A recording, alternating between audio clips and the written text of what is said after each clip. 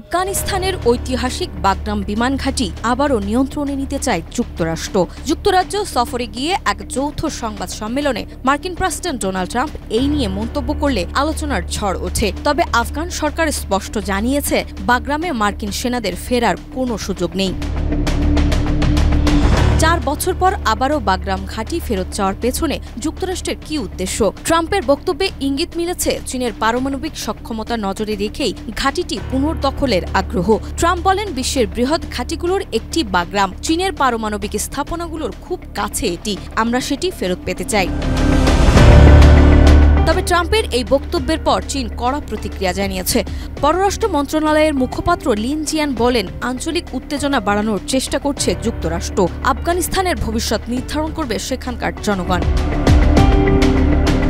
বিবিসির এক অনুসন্ধান বলছে, বাগরামে চীনা উপস্থিতির কোনো প্রমাণ নেই। ঘাঁটিটি বর্তমানে প্রায় অকার্যকর অবস্থায় রয়েছে। অথচ মার্কিন প্রশাসনের দাবি, বর্তমান আফগান সরকার ক্ষমতায় ফেরার পর ঘাঁটিটিতে চীনের প্রভাব বাড়ছে।